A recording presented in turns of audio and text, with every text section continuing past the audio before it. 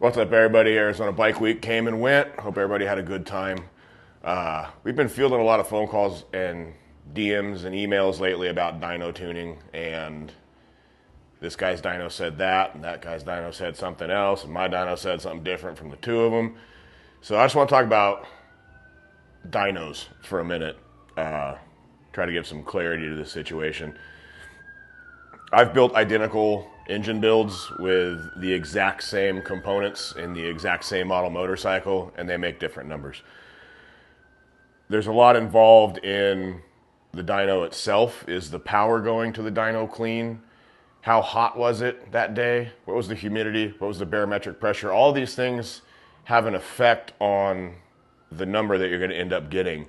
Does the dyno have a torque cell? If so, has it been calibrated? I have a torque cell on my dyno. I calibrate it twice a year. Is the tuner running it with the load on or off? If he's running it with the load on, what is the load? So I'm just going to kind of tell you how I do it, so at least you'll know kind of the way that we do it here. I set my drum load at 13%, and the reason I do that is it replicates a flat road. I figured that out by taking my personal bike out when we first set the dyno up with a vision hooked to it and set the cruise at 85 on the flat freeway and read what the manifold pressure was.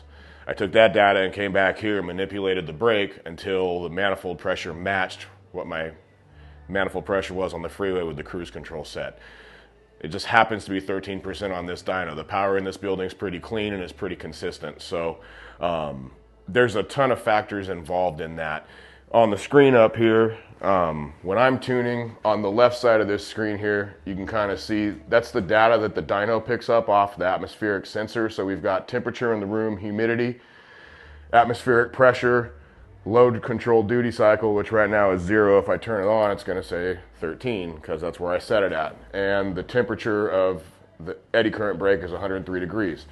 All the data on the right of the screen is data that I get out of the ECM. So we've got injector time on the front, injector time on the rear, manifold pressure, throttle position, desired lambda, which is our target air fuel value, engine temperature, and then the standing gauges to the right are air fuel, front and rear.